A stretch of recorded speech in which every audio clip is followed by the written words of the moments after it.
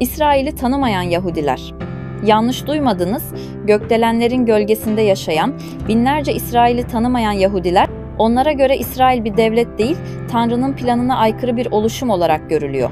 İnsan eliyle kurulmuş İsrail onların gözünde ilahi düzene karşı isyandır. Evet, doğru duydunuz. Yahudiler ama İsrail karşıtları.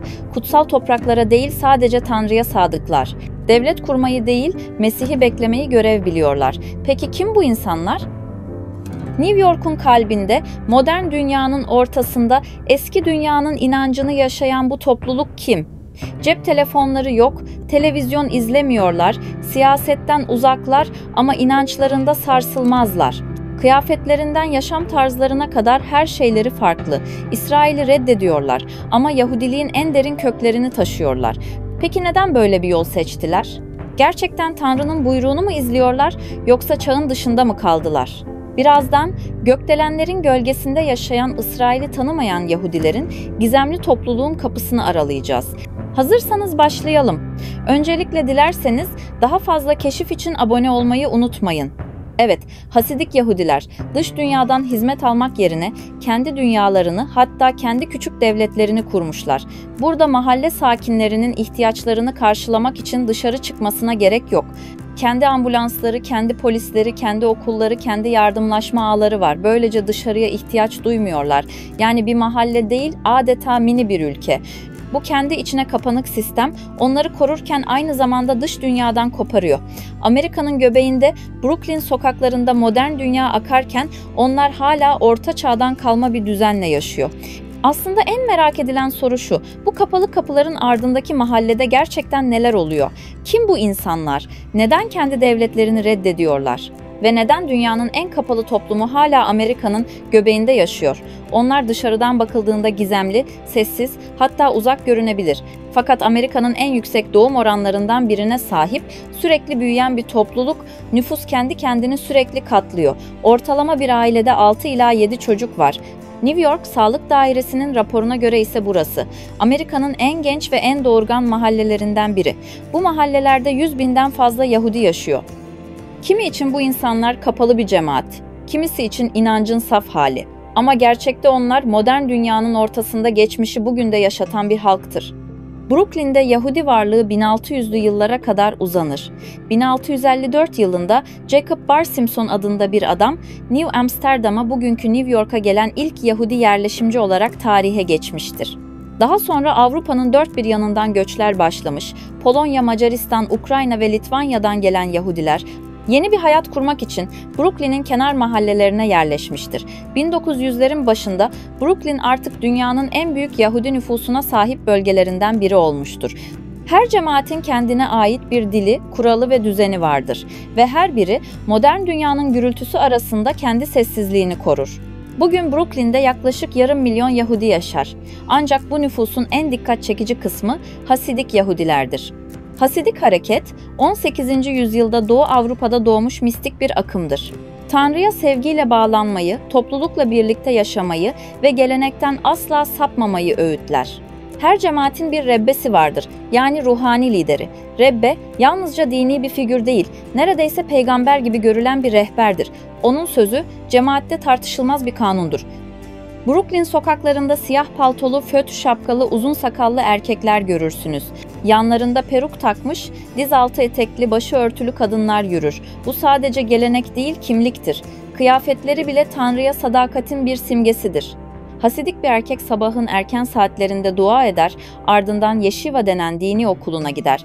Kadın evle ilgilenir, çocuklarını büyütür, evin iç huzurunu sağlar. Evlerinde televizyon bulunmaz, internet kullanımı sınırlıdır. Bazılarının telefonları bile özel filtrelidir. Kosher fon denilen sade modeller. Çünkü onlar için dünyevi etkilere karşı korunmak, inancı saf tutmanın bir yoludur. Hasidik çocuklar devlet okullarına gitmez. Onlar cemaatin kendi kurduğu okullarda, yani yeşivalarda eğitim görürler. Bu okullarda Tevrat ve Talmud öğretilir, Yidiş diliyle konuşulur. Matematik, fen, tarih gibi dersler çoğu zaman geri plandadır.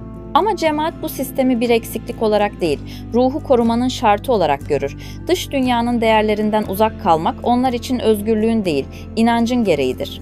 Ekonomi de tamamen cemaat eksenindedir.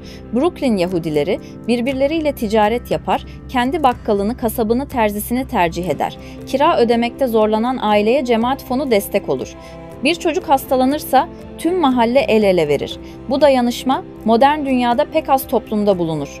Kimi aile gayrimenkul yatırımıyla geçinir, kimi küçük işletmeler kurar ve bütün bu ekonomik ağ dini bağlılıkla iç içedir. Güvenlik konusunda da kendi sistemleri var. Şomrim adı verilen gönüllü bekçiler. Silahları yok, resmi yetkileri yok ama cemaat içinde büyük bir caydırıcılıkları var. Ulaşımda da farklı çözümler var. Kadınların arkada, erkeklerin önde oturduğu özel minibüsler, düğünler için mahalleler arası otobüs hatları ve işin belki de en güçlü tarafı yardımlaşma. Buradan ihtiyaç sahipleri gelinlikten bebek beşiğine, pusetten günlük eşyalara kadar pek çok şeyi ödünç alabiliyor. Para gerekiyorsa faizsiz borç veriliyor. Her cuma fakir ailelerin kapısına gizlice erzak bırakan gönüllüler var. Burada devletin değil cemaatin ağı işliyor. Cuma akşamı geldiğinde Brooklyn'in Hasidik mahallelerine sessizlik çöker. Güneş battığında şabat başlar. Evlerde ışıklar yanar, mumlar yakılır, dua sesleri yükselir. Araba kullanılmaz, telefonlar kapatılır, alışveriş yapılmaz. Bu Tanrı'ya adanmış zamandır. Kutsal kitapta yazdığı gibi 7. gün dinlenme günüdür. O gün Brooklyn'in Hasidik sokaklarında çocuklar oyun oynar, kadınlar evde şarkılar söyler, erkekler sinagoga gider.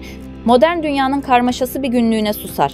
Ama bu cemaatin içinde gizli kalmış çelişkiler de vardır. Hasidik dünyadan ayrılmak sadece bir inancı değil, bir hayatı geride bırakmak demektir. Cemaatini terk eden bir kişi ailesiyle bağını kaybedebilir, sosyal çevresinden dışlanabilir. Birçok eski Hasidik Yahudi dış dünyaya alışmakta zorlanır çünkü o dünyanın dilini, kültürünü, kurallarını hiç bilmeden büyümüşlerdir.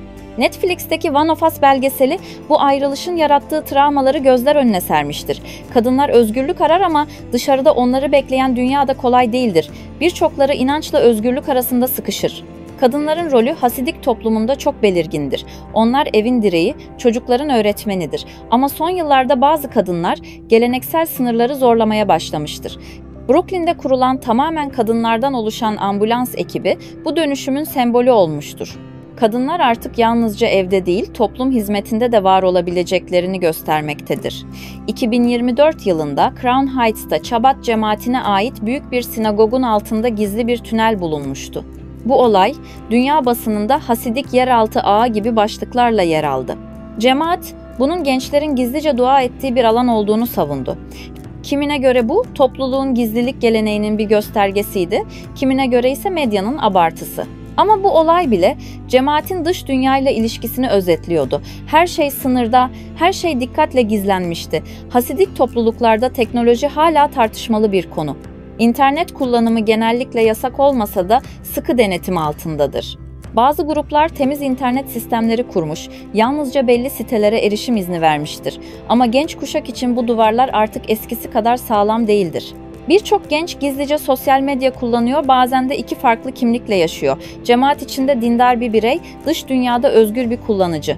Brooklyn Yahudileri bugün büyük bir dönüşümün eşiğinde. Bir yanda hızla modernleşen şehir, diğer yanda korumaya çalıştıkları gelenekler. Williamsburg ve Crown Heights gibi bölgelerde yükselen emlak fiyatları cemaatlerin mahallelerini daraltıyor. Ama bu baskı onları birbirine daha da kenetliyor. Gençler artık üniversiteye gitmek, farklı işlerde çalışmak istiyor. Kimileri dinini kaybetmeden modern dünyayla barışmanın yollarını arıyor. Hasidik kadınlar girişimcilik kursları açıyor. Bazı Çabat mensupları YouTube'da dini eğitimler veriyor. Bu küçük adımlar büyük bir kültürel değişimin habercisi. Bugün Brooklyn'in sokaklarında iki dünya yan yana yürür. Birinde modern Amerika'nın hızı, diğerinde geçmişin yankısı. Bu insanlar için yaşam sadece bir rutin değil, Tanrı'ya adanmış bir görevdir. Her dua, her yemek, her kıyafet bir anlam taşır. Dışarıdan bakıldığında eski bir hayat gibi görünse de onların içinde canlı bir ruh vardır. Bir inanç ki yüzyıllardır hiçbir baskıya boyun eğmemiştir. Brooklyn'in arka sokaklarında bir sessizlik duyarsınız. O sessizlik belki de modern dünyanın en eski duasıdır. Köklerine sadık kalmak, ne olursa olsun inancını korumak.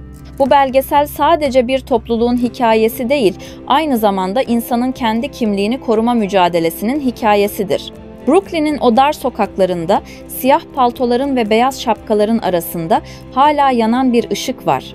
Ve o ışık dışarıdan görülmese bile orada inancın, aidiyetin ve direnişin simgesi olarak yaşamaya devam ediyor. Peki sen olsaydın modern dünyanın hızına mı kapılırdın yoksa köklerine mi sarılırdın? İnancını korumak için her şeyi geride bırakabilir miydin? Fikrini yorumlara yaz. Sence gerçek sadakat neye bağlıdır? Zamana mı yoksa inanca mı? Bir videonun daha sonuna geldik. Videoyu beğendiyseniz eğer beğeni tuşuna basmayı ve abone olmayı unutmayın. Yeni videoda görüşmek üzere, hoşça kalın.